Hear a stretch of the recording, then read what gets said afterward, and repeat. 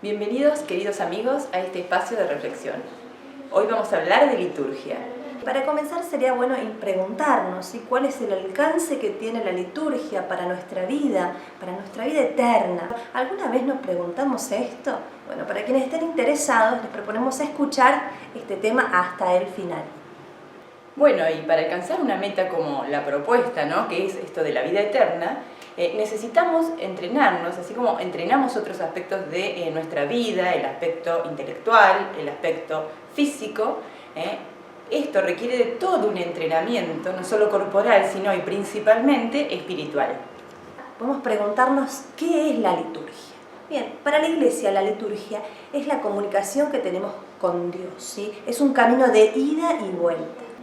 Mediante la liturgia, la Iglesia, cuya cabeza es Cristo, en la presencia del Espíritu Santo, rinde culto a Dios. ¿Y esto cómo lo hace? Y bueno, lo hacemos a través de acciones, de palabras, de gestos.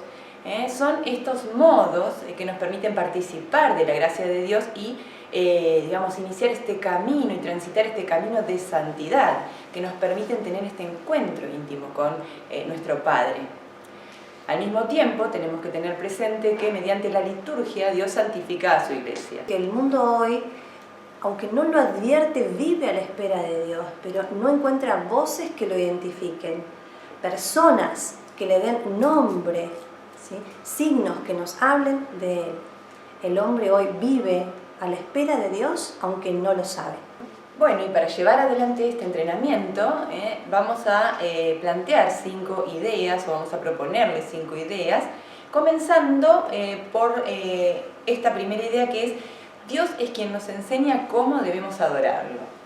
Esta idea es muy importante, sobre todo porque si no identificamos bien cómo adorarle, el problema es que podemos equivocarnos el camino. Y acá nos da luz el libro del Éxodo en el Antiguo Testamento, donde Dios enseña al pueblo cómo salir de la opresión de Egipto. Dios decide liberar a su pueblo, escucha el clamor, la opresión a la que el pueblo estaba sometido en manos de los egipcios, y decide sacarlo de ese malestar en el que estaban viviendo, y para ello designa a Moisés. ¿Se acuerdan? Moisés, este gran profeta, que en un principio estaba muerto de miedo. Y le dice a Dios: pero Señor, ¿cómo voy a ir yo al faraón y decirle libera a tu pueblo? ¿No? Este planteo que a cualquiera nos puede pasar, de tener miedo frente a un llamado, frente a una respuesta a Dios. ¿Quién soy yo para ir ante el faraón a liberar a este pueblo? A lo que Dios le da el primer acto de amor, ¿no? Le dice: no te preocupes, Moisés, no estás solo, yo estoy contigo. Esto de la confianza en aquel que nos llama. En este relato aparecen 2 finalidades. La primera finalidad es que con este hecho pretendía el pueblo alcanzar la tierra prometida, ¿sí?, donde viviría en autonomía y libertad. Y la segunda finalidad es que se acatara el mandato originario que Dios hizo al faraón, ¿sí? Deja partir a mi pueblo para que pueda darme culto en el desierto. Esto se repite durante 4 veces en el libro del Éxodo. Y vemos cómo el faraón, si bien está predispuesto de alguna forma a negociar, podríamos decir, con que el pueblo le rinda culto a Dios, lo que le está diciendo es: bueno, está bien, que salgan de acá y que vayan a rendir culto, pero dentro de mi territorio, que le rindan culto a su Dios en el que ellos creen, pero dentro de mi territorio. No estaba dispuesto a dejarles salir de Egipto. Es por eso que Moisés, por gracia de Dios, se opone a la petición del faraón y le dice: no, lo que Dios quiere es que le rindan culto fuera del territorio de Egipto. Acá se revela de esta manera que el culto no puede negociarse políticamente, ¿sí? Él nos dijo cómo debemos adorarlo. Acá la institución no es suficiente para adorar a Dios. Y eso lo vemos en el momento en que Moisés va hasta el monte Sinaí, ¿no? En este encuentro que tiene con Dios, Dios primero le da los 10 mandamientos, esa ley que le permite al hombre saber cómo debe obrar bien, cómo debe obrar correctamente. Es la ley moral. Pero sabiendo que no es suficiente con ello, además le enseña la liturgia, cómo debe adorarle, porque el hombre necesita de la liturgia para alcanzar el estado de plenitud. Por eso no basta con esta ley moral de saber cómo se obra bien y mal, sino que además el hombre necesita adorar a Dios. Si bien la ley moral dirige rectamente nuestras acciones, es la liturgia la que dirige el corazón y la mente hacia Dios. Tratando de rendir culto al Dios verdadero, el pueblo, ansioso el pueblo, erra el camino y termina rindiendo culto a un becerro de oro, ¿sí? Y terminó siendo un culto arbitrario y egoísta. En el fondo no se trata de un culto a Dios, sino que terminó fabricándose un propio mundo alternativo, ¿sí? Del cual solo le quedó frustración y vacío. Y pasamos hacia la idea número 2. A Dios lo adoramos participando de la liturgia. ¿Y cómo participamos, ¿no?, de esta liturgia? Y bueno, en realidad los cómo, como veníamos diciendo, son de Dios. No tenemos que inventar nada. Es simplemente ser obedientes a la enseñanza que Él nos dio. El hombre siempre busca cómo adorar a Dios, porque somos creados a imagen y semejanza de Él. El problema es que no siempre acertamos en la forma de cómo adoramos a Dios. Y por eso se considera un gran don de la fe cristiana el saber el cómo adorarle, cómo rendirle culto a Dios. La liturgia es la entrada de Dios en el mundo. Lo eterno irrumpe en el tiempo. Y esta irrupción es lo que nos dan a los hombres la verdadera libertad, ¿no? Porque Dios es quien hace libre a los hombres. Y pasamos hacia la idea número 3. La auténtica participación dentro de la liturgia requiere dar paso a la acción de Dios. Dios se relaciona de muchas maneras con el hombre, pero el hombre necesita relacionarse con Dios, y ahí es donde interviene la liturgia. La auténtica participación de los hombres consiste en dar paso a Dios. ¿Y cómo sucede esto? ¿Cómo lo hacemos? Bueno, es Él quien actúa, ¿sí? Y hace lo esencial para poder acercarse a nosotros. Se hace accesible para todos, de manera que podemos comunicarnos con Él a través de las cosas creadas, el pan, el vino, el agua, que entregamos como ofrendas.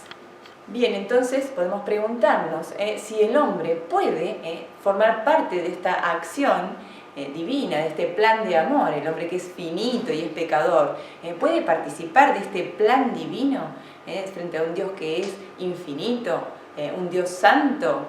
Y la respuesta es que sí puede, porque así Dios lo quiere. Es Él quien toma la iniciativa y le da participación al hombre. De esta manera, en definitiva, vemos que todo este acontecimiento de la cruz, la muerte y la resurrección de Cristo es la forma en que Dios atrae a los hombres para que podamos cooperar en su plan de amor.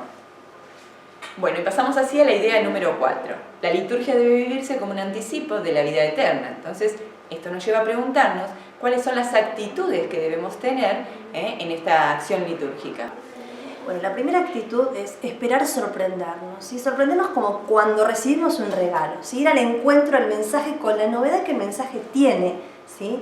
Esperando y dejándonos sorprender por Dios. Bueno, la segunda actitud es excluir la rutina. Esto logramos hacerlo cuando vivimos esta acción litúrgica desde lo más profundo del corazón, como una necesidad y no como una imposición o como una obligación. Apertura, es importante abrir nuestra mente y también nuestro corazón, así Dios puede actuar sin límites. Atención y escucha.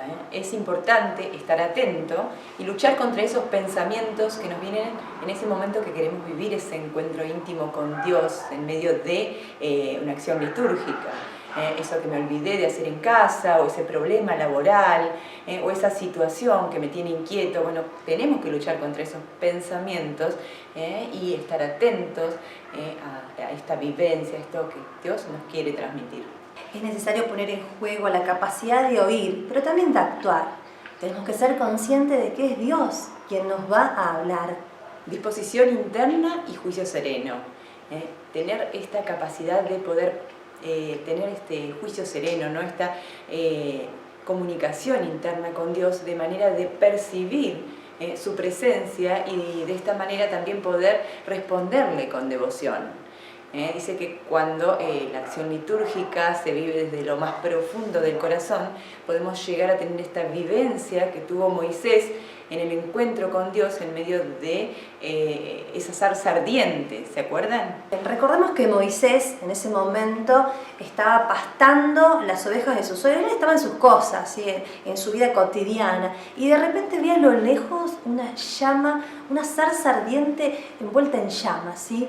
Y al acercarse para ver qué sucedía, escucha la voz de Dios que le dice: quítate las sandalias porque el suelo que pisas es sagrado. Y le dice también: yo soy el Dios de Isaac, el Dios de Abraham, ¿sí? Yo conozco la opresión por la que pasó tu pueblo. En ese mismo momento, Dios le encomienda la misión de ir a hablar con el faraón, ¿sí? Para liberarlo de la esclavitud. Lo mismo sucede cuando estamos frente al altar, ¿sí? Nuestros gestos tienen que ser de suma reverencia, ¿sí? De sumo respeto. Entonces ahí podemos llegar a experimentar lo mismo que le pasó a Moisés, ¿sí? Dios nos va a hablar concretamente y puede ser en ese momento donde nos encomiende también la misión para nuestra vida, para este tiempo. Y podemos preguntarnos entonces por qué estas actitudes son importantes. Pensemos en lo siguiente, un grupo de niños jugando a ser una familia. Y ellos tienen esta capacidad de abstraerse y de crear su propia realidad, de una realidad que quizás tengan en el futuro, pero que todavía no sienten el peso y la importancia de esa vida que quizás venga en otra etapa. Podemos comparar la liturgia con este juego de niños, donde vivimos el anticipo de la vida eterna. Idea número 5. Todos los actos litúrgicos deben conducirnos a la Eucaristía. La liturgia tiene este carácter comunitario, donde toda la Iglesia participa. La Iglesia establece algunos actos litúrgicos, como la participación de la misa, celebración de los sacramentos y la oración de la liturgia de las horas. Esta oración es la oración donde todo el pueblo de Dios se junta a rezar en distintos momentos del día, religiosos, sacerdotes, laicos. Bueno, recordemos que en todos los actos litúrgicos interviene Dios y también intervienen los hombres. Y que todos los actos litúrgicos en definitiva se orientan al acto litúrgico por excelencia, que es la Eucaristía. Dios mismo que se hace presente e irrumpe en nuestro tiempo para bien de los hombres. Pero de la Eucaristía y de los sacramentos vamos a hablar en otro espacio de reflexión. Bueno, luego de haber compartido estas 5 ideas sobre la liturgia, podemos preguntarnos: ¿realmente le damos lugar a Dios en nuestra liturgia? ¿Sí? ¿Lo dejamos, experimentamos el encuentro de Dios a través de ella? Profundizando un poco más, deberíamos preguntarnos si esa liturgia, esa acción litúrgica, realmente la vivimos desde lo profundo del corazón, o quizá nos hemos acostumbrado y la vivimos como una rutina. Si realmente vivo o deseo encontrarme con Dios desde lo más profundo del corazón. O podemos llegar a preguntarnos: ¿qué pasa después de la muerte? ¿Sí? ¿Qué vida nos espera? ¿Sí? Son todas preguntas existenciales que el hombre en algún momento es importante que se haga, pero más importante aún es buscar las respuestas a ellas, que nos conducen a mirar cuál es el sentido de trascendencia para el que fuimos creados. Y en esta profundización de la vivencia de la liturgia vamos a ir descubriendo el camino por donde Dios nos va a ir hablando y su voz nos va a dar paz, anticipándonos la felicidad que anhelamos. Y este sentido de trascendencia lo entendemos en la medida en que nos relacionamos con aquel que nos creó. Y como desafío, lo que les proponemos es hacer vida estas 5 ideas que hemos venido mencionando. Bueno, repasando. Idea número 1, Dios nos enseña cómo adorarlo. Idea número 2, a Dios lo adoramos participando de la liturgia. 3, la auténtica participación dentro de la liturgia requiere dar paso a la acción de Dios. Idea número 4, la liturgia hay que vivirla como un anticipo de la vida eterna. 5, todos los actos litúrgicos deben conducirnos a la Eucaristía. De esta manera concluimos con la exposición y los invitamos a seguir participando de nuestros próximos videos sobre la gracia de Dios y los sacramentos. Muchas gracias.